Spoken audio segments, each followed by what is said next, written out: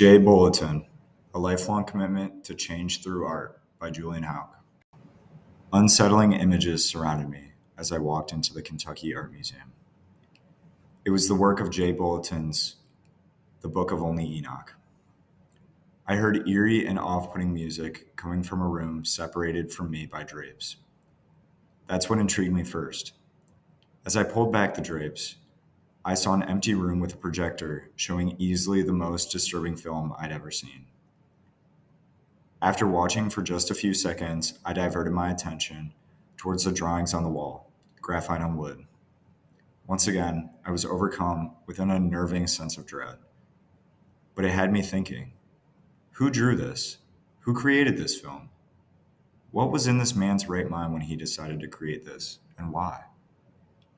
So I got to researching. J. Bolotin was a true Renaissance man.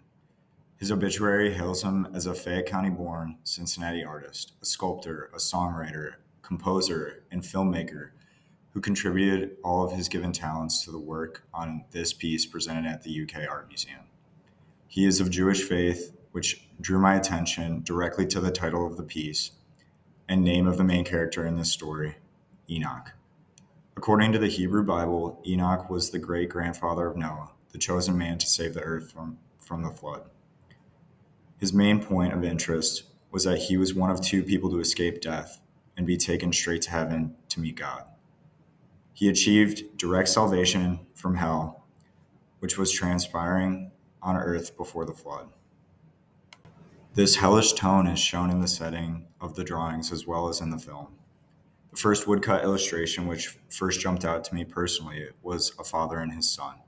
This drawing was completed in 2009 and is the sixth of a series of 27 in its respective scene in the whole piece. This hellish tone is shown in the setting of the drawings as well as in the film. The first woodcut illustration, which first jumped out to me personally, was a father and his son. This drawing was completed in 2009 and is the sixth of a series of 27 in its respective scene in the whole piece. The drawing that brought the most attention was a father and his son. This image was the most detailed in the setting, providing a striking difference from all other illustrations and clearly standing out. As I looked at the drawing for nearly 20 minutes, I found more and more detail that continued to show deeper meaning. The background. An overgrown forest signifies the messiness of a dystopian Kentucky that only Enoch, the main character in this story, is in. It seems post-apocalyptic, with the forest appearing overgrown and undisturbed. This Kentucky, far from what some of us see, highlights the anti-Semitism that Bolotin has seen throughout his life. Hate against those who identify as Jewish has been growing once again, and especially in the United States. This has become so much so that Governor Bashar created the Anti-Semitism Task Force to address these issues within the state of Kentucky. This group primarily educates on anti-Semitic hate and addresses ways to mitigate the spread of anti-Semitism.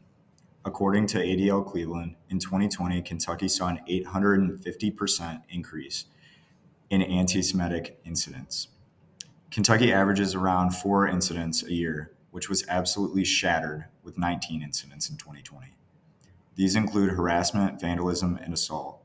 Todd Kelly, a Christian speaker, told the Lexington Herald news source, quote, "It has crossed the line from anti-Zionist speech to full anti-Semitism." As Bolotin was growing awareness, the anti-Semitism in the state of Kentucky has grown. He is telling his story through surrealism to make a point on the Kentucky he knows, one that time and time again has shown its history of Jewish hate. I find most of Bolotin's artwork disturbing, specifically a father and his son. When listening to Bolotin's music, a song with the same title as this piece came up. The lyrics were sung,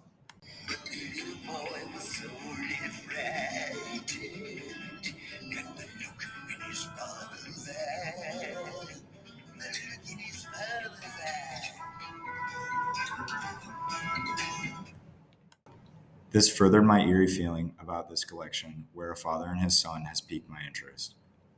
There was something particularly different, something more, something interesting here. It took me a little time to find out what that one standalone thing was. My attention was drawn to the beast holding a hook. This beast is holding it out in a fashion as if he is hunting for the boy and his father. Appearing on a higher mountain with a hook gives the impression that it is looking to capture the two, then ascend them into the mountain. Like the biblical reference to Enoch, this would entail rising without yet dying. Only Enoch is the father in this image, as Bolotin intentionally placed the hook at eye level in the distance. The hook is meant for him, a trap that will ascend him beyond the apocalyptic earth he is hunted in. When juxtaposing this illustration with biblical context, this act of hunting from above with the setting below is striking. In Enoch's time on earth, the story of Adam and Eve has unfolded, and the world was under siege from unhinged behavior and evil, much like the setting Bolotin introduces here in this piece. Both the actions within the image as well as the setting produce a defined connection to the story of Enoch from the Hebrew Bible. The depiction of dystopian Kentucky and its overgrown forests mirrors the chaos and moral decay present in the time of the flood. This symbolism suggests a universal struggle against oppression and hate, a struggle not yet confined to Bolotin's experience, but extended to humanity as a whole. Themes connecting to biblical context and the story of Enoch persist throughout all mediums used by Bolotin. His sculpture work mirrors the overgrown and dilapidated settings present in nearly all drawings, furthering the relationship between only Enoch and Bolotin's work and the biblical setting of Enoch in the time between creation and the flood.